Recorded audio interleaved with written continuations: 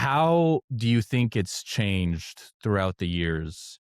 And specifically in regards to social media, to just sports media in general, like what you see on ESPN nowadays, compared to maybe what you saw when you were younger. Just in general, like how have you seen the landscape shift over the past years? Yeah, I mean, dude, social media alone, like we see so much that happens in the NBA nowadays, whether it's on the court stuff, especially behind the scenes stuff when it comes to social media.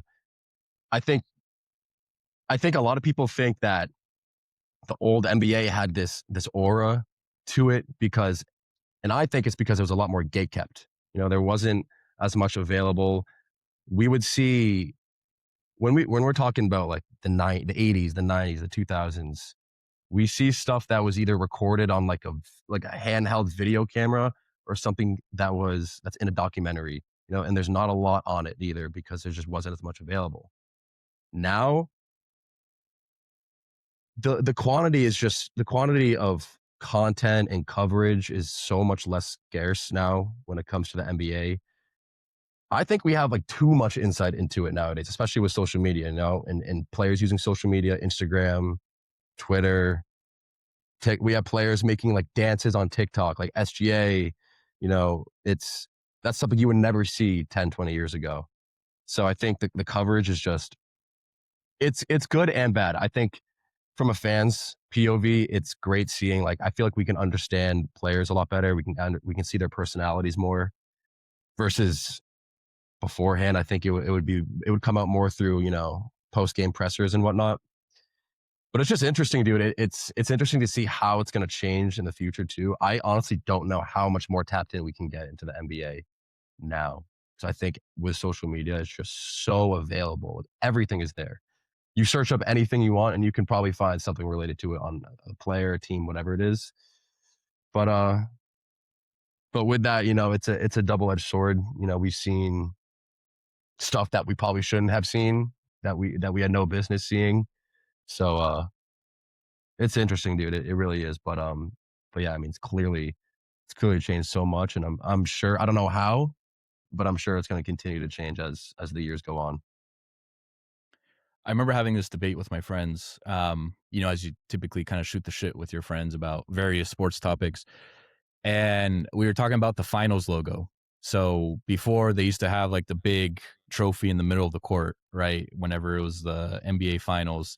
And then they took it away. And I remember like reading on Twitter, like everybody was complaining, like, oh, the NBA has lost its aura. Like, they wouldn't have the finals like trophy on the court, like all this Mhm. stuff.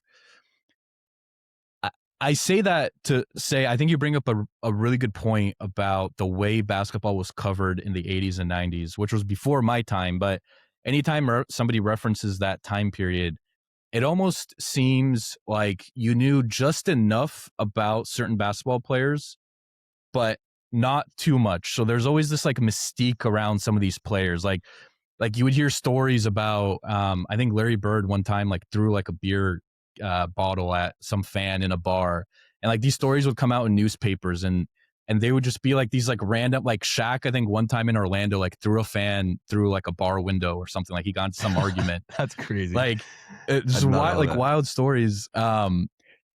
Or no, it was Charles Barkley, not Shaq. See, I confused my big Mm. man. Charles Barkley threw a fan through a bar window in Orlando. So like you would hear these stories, but even then, like you wouldn't really know like what these players were like outside of basketball. Like you didn't really have a whole ton of information about their personal lives.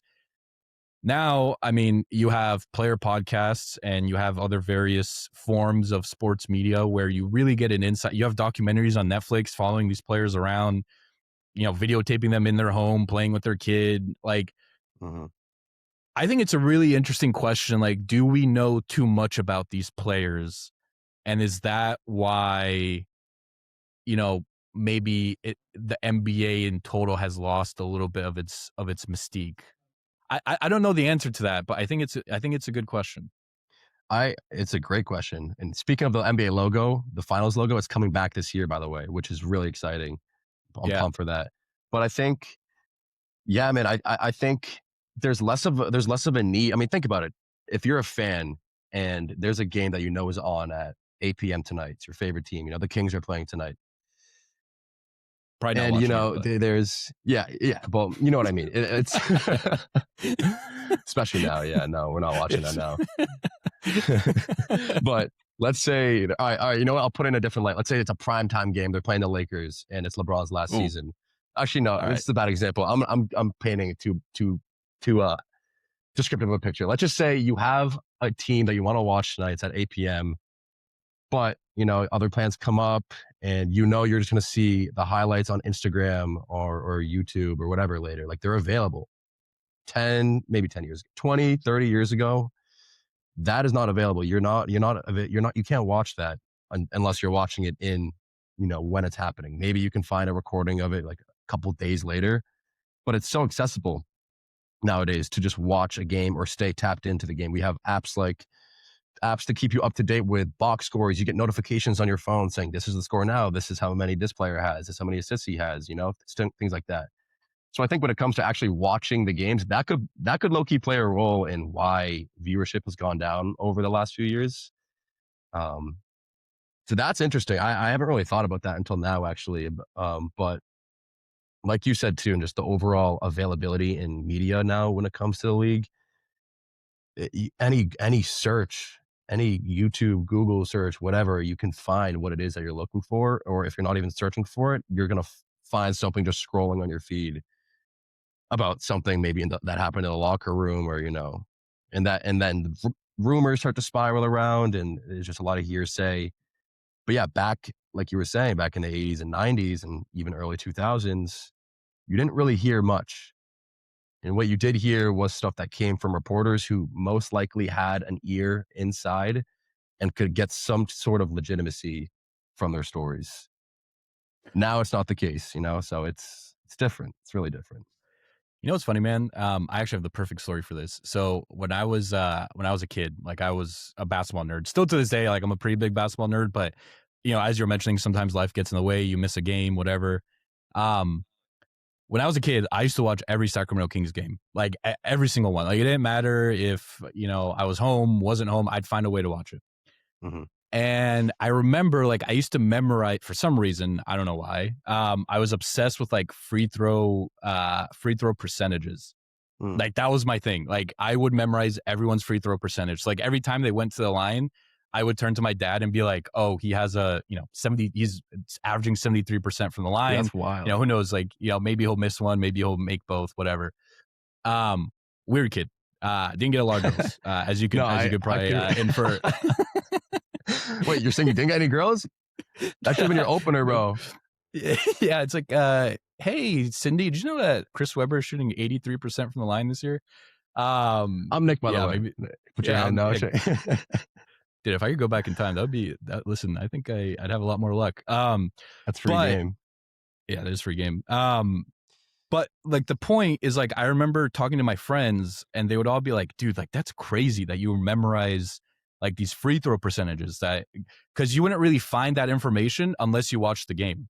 Mhm. Like normally it'd be like a little box in during a game that says like, "Hey, so and so is averaging this amount from the free throw line," and people would be like surprised, like, how do you know this? Like, how do you know these free throw percentages? Imagine telling someone nowadays, like with the amount of information that we have and how easy it is to look up. Like if I just told you like, hey, Shai is shooting 89% from the line, you'd be like, cool, man. Like, Mhm. like I could just look that up and know that information. So maybe a dumb example, maybe not, but I think it kind of goes to prove like how accessible to your point, all this information is and this data. And I don't know. I think it certainly had some level of effect on kind of how we perceive the NBA and or maybe it's just like I was younger back then and it was just way cooler. I don't know. Maybe when you're younger, it's like, wow, like the NBA, like these basketball players, like they're doing all these things. And as you grow older, you kind of maybe fall out of love a little bit. So I don't Mhm. know. No, I think it's a great point. Especially building off that point about growing older and seeing the NBA players through a different light. I think we see that they're just normal people at the end of the day too, through social media posts and through, just like more coverage that we see on these players than we did in the past. In the past, only time I would see a guy like, Ray Allen and Paul Pierce was at TD Garden in the game and it's the fourth quarter and they're putting on some crazy performance or at a post game presser. Now I can see like Michael Porter Jr. like fucking in his car, recording like a video, for example, like things like that, and you just see him through a much different light. So yeah, it's interesting how different coverage on the league is now versus 10, 20, 30 years ago.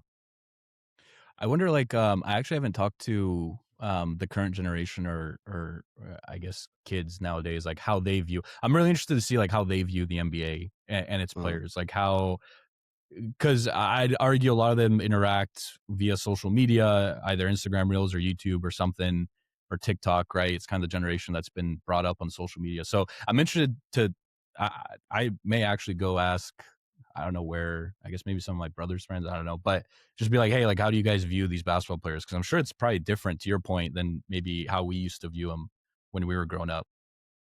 Definitely. Dude, that's why I like LeBron, for example. He has been in the league since '04. We all grew up watching LeBron. So our first impression of him was like he's some god, he's literally Mm. King James. He's the king.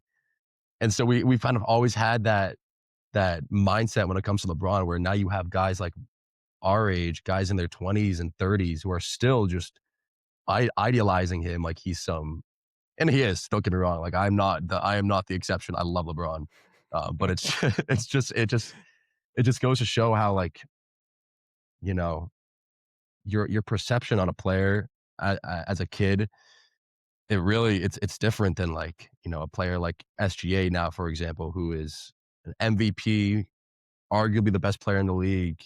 I just don't see him the same way that I saw LeBron growing up. I just don't. It's just maybe that's not the best example, but I just think I don't know. It's just I don't, the coverage is just so different, and I just think it's played a role in how we see players. But I'm curious to see what your brothers would think about these players too, because maybe Yeah. I'm dead wrong, and maybe they still do think these guys are gods, and it should be interesting.